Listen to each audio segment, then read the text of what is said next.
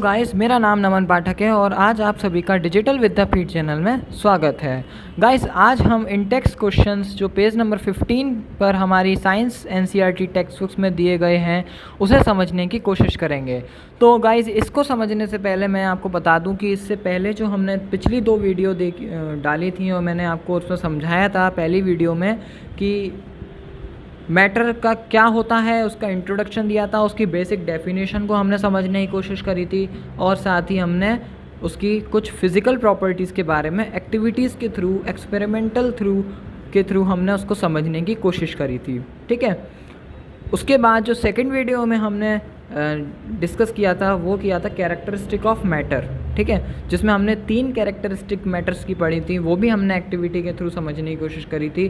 जो हमारी पहली कैरेक्टरिस्टिक थी वो क्या थी कि जो मैटर होते हैं पार्टिकल्स के, उनके बीच में स्पेस होता है।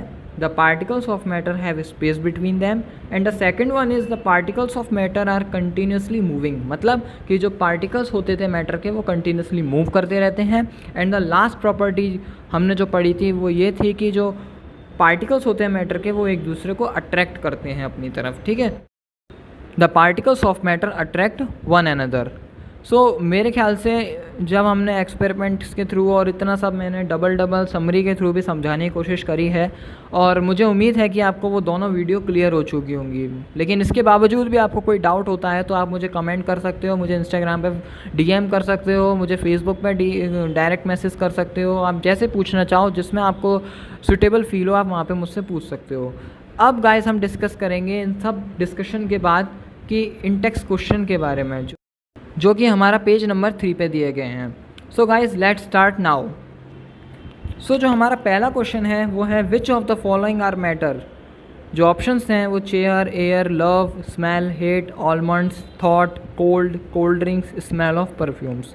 सो गाइज, इसको डिस्कस करने से पहले मैं आपको क्लियर कर दूं जो इसका सल्यूशन होगा वो ये है कि हमने अभी तक जितना कि जानते हैं कि मैटर क्या था, है ना। इस क्वेश्चन को क्लियर करने के लिए आपको सबसे पहले ये पता होना चाहिए कि मैटर क्या होता है, क्योंकि जब तक आपको मैटर ही नहीं पता होगा आप ये डिफ्रेंशिएट ही नहीं कर सकते कि मैटर क्या है, मैटर कौन सी चीज़ है या नहीं है।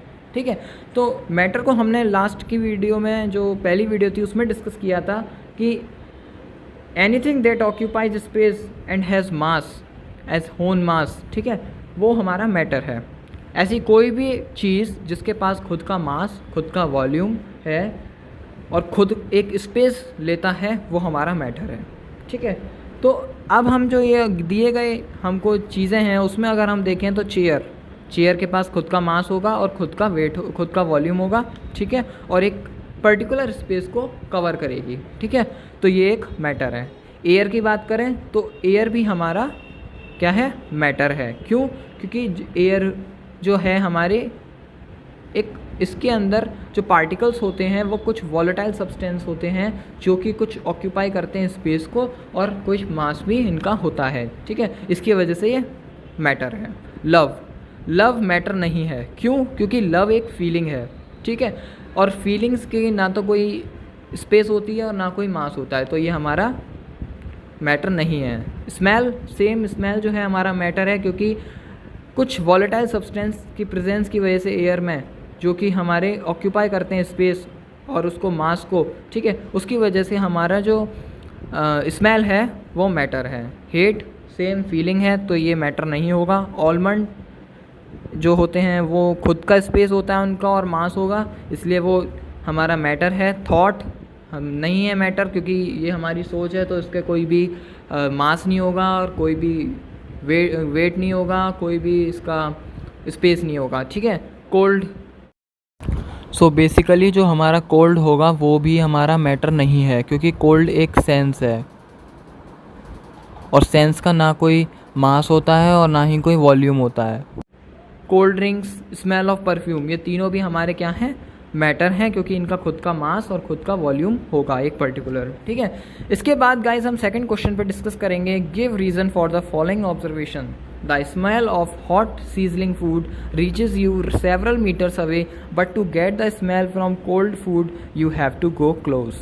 ठीक है, तो क्वेश्चन जो हमारा ये कह रहा है कि हमारा जो गरम गरम खाना होता है, जो घर पे हमारी मम्मी गरम गरम खाना बनाती हैं, अगर हम दूर बैठे होते हैं तभी हमें खुशबू आ जाती है। कि अगर मम्मी किचन में खाना बना रही हैं और हम अपने रूम में बैठे हैं, हमें वहाँ तक खुशबू आ जाएगी कि मम्मी ने आज खाना बनाया है और क्या बन रहा है खाने में। लेकिन वही अगर ठंडा खाना होता है तो हमें उसके पास जाना पड़ता है, उसको स्मेल करना होता है, तब कहीं जाकर हमको स्मेल आती है। तो इस ऑब्जर्वेशन पे हमको ये रीज़न बताना है कि ऐसा क्यों होता है। तो गाइस क्वेश्चन नंबर सेकंड को समझने के लिए हमको एक्टिविटी 1.5 जो हमने डिस्कस करी थी, जिसमें हमने ये देखा था कि जो कॉपर सल्फेट और पोटेशियम परमैंगनेट या दोनों में से कुछ एक भी ले लो, जब हमने उसको हॉट वाटर में डाला था और एक दूसरे कंटेनर में लेके उसके क्रिस्टल को हमने कोल्ड वाटर में डाला था और बिना स्टिर किए हमने उसको रख दिया था, तो हमने जो वहाँ पर डिस्कशन किया था वो पूरा डिस्कशन इस क्वेश्चन में ही आ जाएगा। बेसिकली दोनों के जो रीज़न है वो सेम ही है, बस वो उन्होंने पोटेशियम परमैंगनेट या फिर कॉपर सल्फेट के केस में ले लिया था। अब यहाँ पर हमने सीजलिंग फूड के बारे में डिस्कस करेंगे।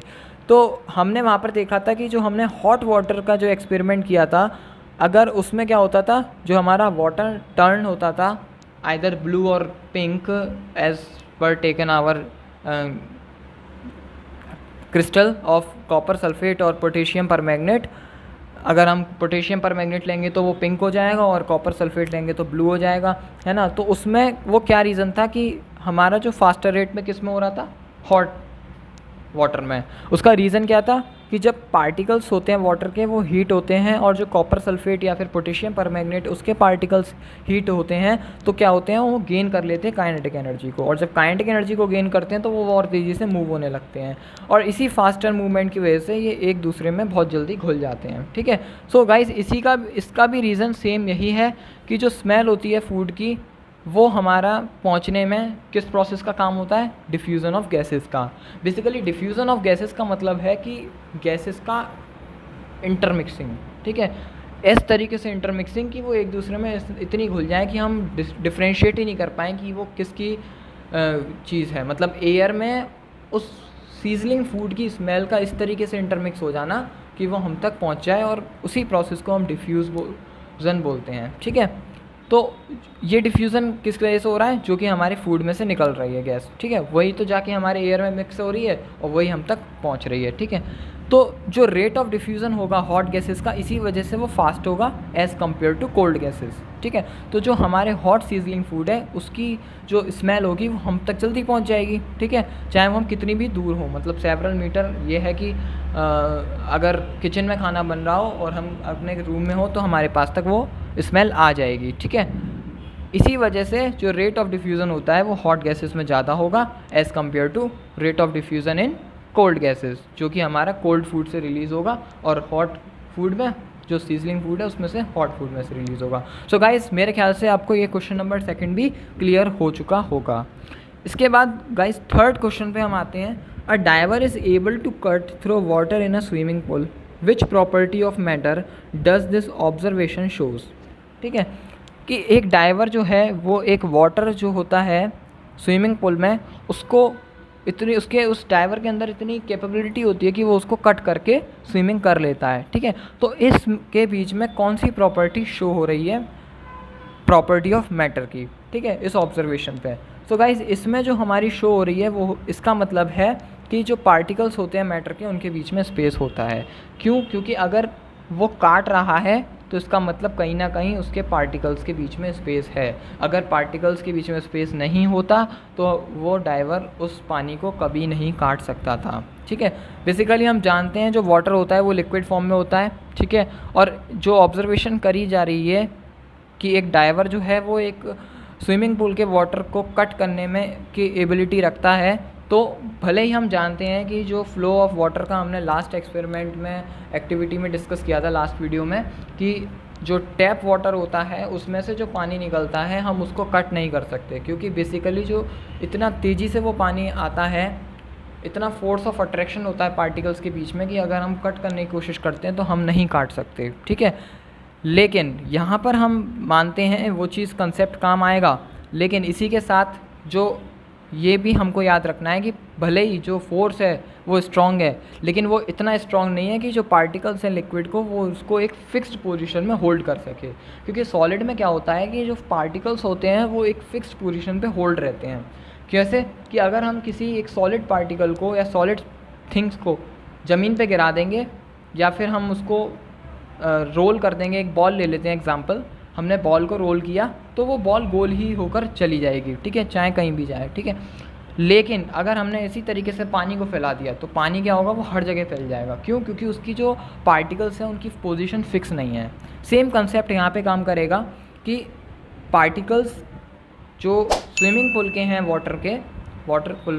स्विमिंग पूल में जो वाटर है उसके जो पार्टिकल्स हैं वो स्ट्रॉन्ग है उनके फोर्स ऑफ अट्रैक्शन, लेकिन साथ ही हमें ये बात याद रखनी है क्योंकि उनकी पोजीशन फिक्स नहीं है। इसलिए जब कोई डाइवर आता है और वो अपना ग्रेटर फोर्स लगाता है, अपना तेज़ी से फोर्स लगाता है, तो एक डाइवर जो होता है वो उस फोर्स ऑफ अट्रैक्शन को ओवरकम कर देता है, ठीक है, उस फोर्स ऑफ अट्रैक्शन को कम कर देता है, जिसकी वजह से उसके पास इतनी कैपेबिलिटी होती है, उसके पास इतनी एबिलिटी होती है कि वो स्विमिंग पूल के वाटर को कट कर सके।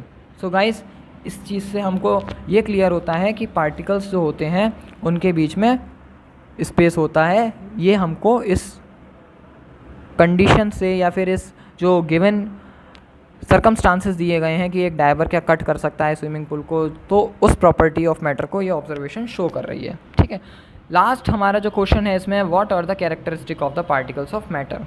सो बेसिकली हमने लास्ट ही वीडियो में पूरा डिस्कशन किया है कि कैरेक्टरिस्टिक ऑफ पार्टिकल्स के मैटर के जो पार्टिकल्स होते हैं उनकी कैरेक्टरिस्टिक क्या है। सो बेसिकली जो पहली कैरेक्टरिस्टिक है वो क्या है कि जो पार्टिकल्स होते हैं मैटर के उनके बीच में स्पेस होता है। सेकंड कैरेक्टरिस्टिक जो होती है वो हमारे पार्टिकल्स होते हैं जो मैटर के, वो हमारे कॉन्स्टेंटली और कंटिन्यूसली मूव करते रहते हैं फ्रॉम हेयर टू वेयर, इधर से उधर, ठीक है। एंड लास्ट वन, जो पार्टिकल्स होते हैं मैटर के वो एक दूसरे को अट्रैक्ट करते हैं, ठीक है। सो गाइस, नेक्स्ट वीडियो में हम आगे के टॉपिक डिस्कस करेंगे। होप सो कि आपको ये सारे इंटेक्स क्वेश्चन, चारों के चारों इंटेक्स क्वेश्चन क्लियर हो चुके होंगे।